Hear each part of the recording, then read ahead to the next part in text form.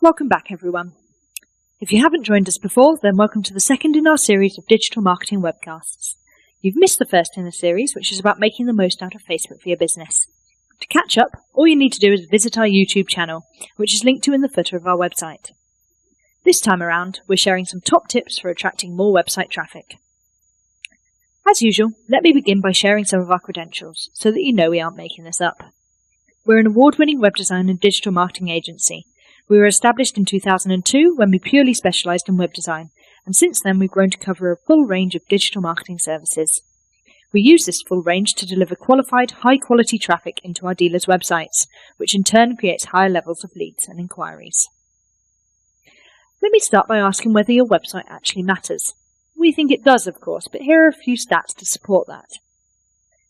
83% of car buyers visit a dealer website. If you don't have one, then they will visit someone else's instead. 77% of people use search engines in the car buying process. If your website and dealership can't be found this way, then the same is going to happen. They'll go elsewhere. And if you're relying on a manufacturer website to give searchers your address or phone number, bear in mind that user experience on manufacturer websites is often more geared towards the vehicle than the dealership. 50% of buyers won't contact you before they visit your dealers. That's usually far higher than people expect. They'll do their research online instead and turn up knowing exactly what car they want to buy. Linked to your website, 35% of people now search on mobile devices, and a lot of our dealers are seeing mobile and tablet traffic of up to 50%. A website that isn't mobile friendly won't work for this audience. This is particularly interesting because our research has shown that 80% of the AM top 100 dealer groups still don't have responsive websites. Clearly, your website matters a lot. So how can you make sure that it's taking advantage of the potential and attracting strong levels of visitors? Just before we go any further, we can't cover everything in one webcast. It's just too much and you'll all fall asleep far too fast. So there are a few traffic generation areas that we aren't really exploring. Firstly, social media. This is largely because social media shouldn't really be about direct sales. We've also previously done a webcast on Facebook. You can view the older webcast on our YouTube channel as mentioned previously. Secondly, mobile marketing. Sending out text messages and multimedia messages. Used well, this can be effective, but it's not necessarily worthy of a section all of its own. Suffice to say, you just need to be careful about using it cleverly and relevantly, which isn't quite as easy as it sounds. And finally, we're not covering aggregators like AutoTrader. There are so many options out there with so many advantages and disadvantages that covering this would be a little like preaching to the choir. You know they exist, you know they're important, but we thought there were some other areas that deserved a bit more attention in this webcast. In order to improve your website traffic, you have to know how much you have to start with. That means using a website analytics program like the free industry standard, Google Analytics, or a paid alternative like Accenture or Omniture. We work with Google Analytics within Blue Sky because we know that more people are familiar with it, and the transparent, familiar nature of the data means that everyone can see what's going on. There's no hiding here. Any of these systems, though, will track visitors to your website, what they do and where they come from. This is how you can see percentages of traffic sources and work out what needs improvement. Once you've made changes, it also means you can tell if they're working. Finally, I want to make a quick reference to Google Tag Manager. Like analytics, there's probably a whole separate webcast required for this, but simply put, it's a clever invention by Google that allows you to track and tag your website on the fly without needing a developer or designer to upload code. It's a bit complicated to get to grips with at first, but it's a brilliant product and I'd really advise looking into it. So let's start generating that traffic, shall we? Here at Blue Sky Interactive, we run a lot of paid search campaigns for our clients, and we do that because they're an excellent way to get consistent, relevant traffic to your website. We'd advocate almost all dealers trying them, especially if you have competitive prices, USPs, or a strong local presence. Paid search refers to when you run adverts on search engines like these to gain traffic to your website. In Google, for instance, the organic unpaid search listings are on the white background, while the ads at the top and right with a little yellow ad sticker. You'll also see similar in Bing. An example's on the screen right now for you, one of the Blue Sky Interactive adverts. Let's hope there's no typos in there, shall we? With these adverts, you'll pay whenever a searcher clicks on them, hence the name pay-per-click or PPC. The basic premise of paid search is that you run really relevant adverts. These adverts are targeted to a list of keywords, which means that they will show when someone types that keyword into the search engine. Well, they won't show every time due to competing adverts, but that's the basic idea. You can get really specific with adverts, targeting very local keywords in a local area. It's very clever. So if your advert is relevant, and people have seen the advert, they'll click on it. At that point, the link will take them to the most relevant page on the website. Ideally, a page about the car you're advertising, featuring deals and calls to action to encourage them to inquire. The key bit of this, of course, is your response to that inquiry. There's no point paying for your leads and generating your traffic if you're not converting them. With this in mind, we're currently developing a lead profiling tool that tracks visitors around the website and then adds the information gathered to the email inquiry. Imagine, they come onto the website and search by finance. They look at a couple of Ford Focuses, but eventually inquire on a Fiesta instead. This is obviously a great chance for the dealer to upsell to a Focus on a tempting finance deal, but you simply wouldn't have known about the opportunity otherwise. These sorts of techniques are getting ever more important in treating each lead uniquely. Feel free to drop us an email on the form below if you want to know more about this product. Alongside search engine, PPC also refers to any adverts where you pay each time someone clicks. With the social media networks, including Facebook and Twitter, these adverts can take many forms. Generally, though, the same principle will apply. You're linking through to your website. The main difference is that far fewer people will click on the adverts, as they haven't been actively searching for a car when they've seen it. The ads are, therefore, less relevant. The flip side of this, though, of course, is that you'll reach more people without having to pay for their click, so think of it kind of like a branding exercise. Finally, there is YouTube and Google Display Network, which is a big network of blogs and websites that can display adverts, both in the text format that you're used to seeing on Google and as fancy image or animated adverts. What I have left off this slide are all the other websites that offer their own display adverts. There are simply way too many to list. In these cases, you'll often be charged by how many people see the adverts, so on an impressions basis, rather than for each click. So, what are our top tips for making the most out of paid search? Firstly, you need to be relevant. That means setting up really targeted adverts that are appropriate for the keywords being searched for. You might want to consult with an agency to do this, as setting up all adverts and lists can be quite a time-consuming process. We generally charge a management fee for running these campaigns, and most other agencies will do the same. However you do it, though, the more targeted your campaigns, the better they should perform. Secondly, you need to give the campaigns time. There are a lot of factors that affect how much you'll pay per click with PPC, and one of these is historic performance. We find that campaigns need to be running for about 3 months to start seeing the best performance. Now, obviously in that time we can and should keep the adverts relevant with the latest deals, but you shouldn't be stopping one campaign and setting up a new one wherever possible. Thirdly, think about where you are sending the people who click. You'd be amazed how often you'll click on an advert that sounds really relevant, only to land on a page that has nothing to do with what you're searching for. People are lazy. If you don't put them in the right place, they're not going to hunt it out for themselves. In addition, these pages need to look good and convert well. They should be attractive, clear and understandable, with an easy and obvious route for customers to inquire. The best performing pages generally have an on-page contact form, an obvious phone number and dealer location, and ideally live chat too. You'll also need to make sure you include all the information people will expect to see, such as miles per gallons if you're looking at a used car, key spec and plenty of images. Those 3 elements that we've talked about, landing page, history and quality, all add up to create the quality score. We're kind of guessing at the percentages here, but Google keep it pretty secret. This score is used by Google to determine a number of things. How much you pay for clicks, for example, or what position your advert will show in. You can see this score within AdWords next to each keyword. You might just need to add the column in if you can't see that figure already.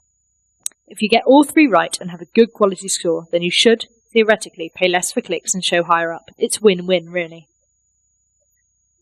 And then finally, we advocate continual refinement of your campaigns. They can't just be left alone.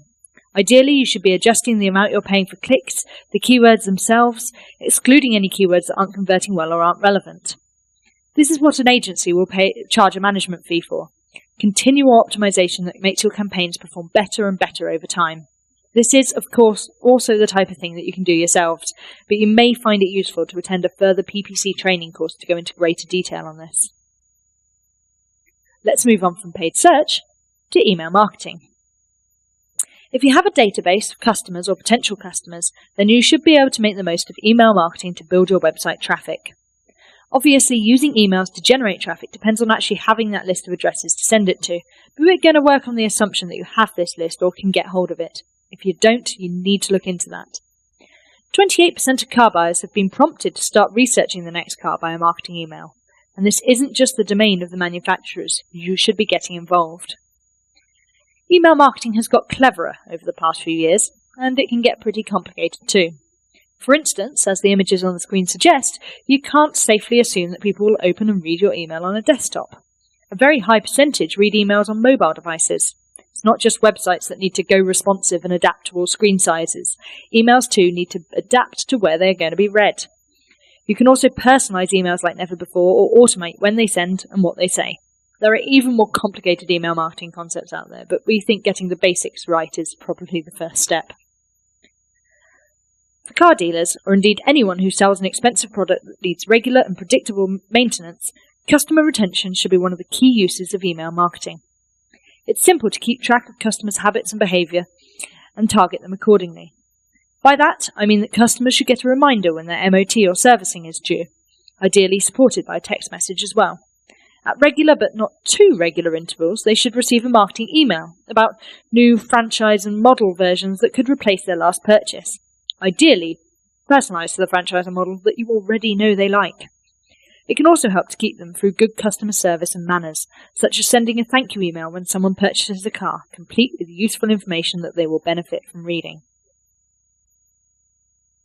We've already touched on automation, but it's worth mentioning again. Products like Cog Campaign, which is our in-house automated dealer email system, can stop email marketing being quite such a drain on your resources. Instead, it will automatically send relevant and personalised emails to clients that have visited the dealership, made an inquiry or phone call, booked a test drive, or more. All you need to do is upload the database from your DMS or CRM system. Thirdly, data segmentation. We can't go on about the importance of this for email marketing enough. In the same way that really on-the-ball dealers make a note of their customers' coffee preferences and reading habits for their next service, you should be keeping track of people's preferences and car ownership, segmenting them out. For instance, if someone is on the market for a sporty hatchback, which email will have the best effect? The generic email talking about your dealership and why it's excellent, or the email sharing an amazing, relevant finance deal on the upcoming Honda Civic Type R? Granted, it's not always easy to get this data, but it is worth doing. Yes, even if that means calling your database and doing market research on them. And then our final tip is onto that old favourite, refinement. Split testing different subject lines, header images, text styles and more helps you to know what email works for your target audience. By sending an A and a B test and working out which works better, you can tell which to use in future. This applies for, say, when to send your emails. To busy and successful Audi A8 drivers, for instance, open emails more in the evenings or at lunchtime. Is Tuesday or Thursday better for open rates? There are some general rules, just Google and you'll find page after page of advice, but it's really specific to your market, which is why you need to be testing. For instance, here at Blue Sky, we find that there isn't much difference in open rates with the dealers that we send emails to between Tuesday and Friday. They get but roughly the same figures. However, Friday messages perform better, they get more click-through and more response if they're a reminder about something, whereas totally new communications perform better on Tuesdays. We only know this through lots of experimentation. On from email marketing to search engine optimization, or SEO. You probably get hundreds of emails about this a week, so this might be some useful advice. If you keep track of your website traffic, then you probably already see a good quantity of organic traffic. That is, visitors coming to your websites via search engine results such as Google or Bing, and by this I don't mean the paid adverts at the top. If you aren't seeing much traffic coming from this source, then I'd suggest an audit of your entire site is in order, as you will be missing out. If you need a hand with conducting an audit like that, you know where the form is, it's below this video. Even if you do get organic traffic, the chances are that you want to get more. Despite the fact that Google have changed their algorithms recently, that is, the way in which they assess which websites are best, this doesn't mean that you can't do better. What you will need to do, however, is keep an ear out for any future algorithm changes and tweak how you handle your SEO accordingly. In the past couple of years, for instance, building links to your website has become less and less important. If you just carry on doing the same thing without changing your strategy, at best you won't see traffic growth, and at the worst you'll be penalised by Google, and you'll see much less. If you use an SEO agency like Blue Sky for this, they should keep up to date with it, but if you're doing it in-house, you'll need to read industry publications like moz.com/blog. The first thing to start with is content. Nowadays, this is one of the key parts of a successful SEO strategy, and you'll have probably heard of content marketing strategies and people, us included, stating that content is king. Sorry about that, we know it's an annoying phrase, but it really is true. Google will judge your site based on whether you are relevant and up-to-date. Having content that relates to your business area and that is updated and refreshed regularly is an important part of this.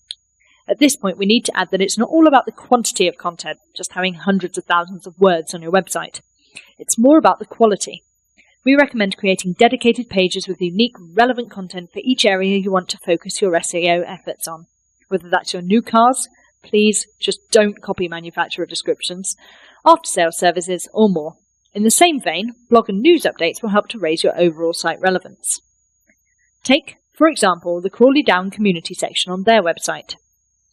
It's a regularly updated blog, FAQ, and review section designed to be useful and interesting to their customers. The content is all automotive relevant, so it helps with the website's overall SEO presence, but just occasionally it also generates social traffic by going viral. For instance, they were among the first to blog about changes to driving licence, and the consequent shares on forums such as Mumsnet and Digital Spy brought in as many as 170,000 visitors a day. Another interesting example, albeit with slightly less traffic, are infographics, and text-based ones at that, not just big images.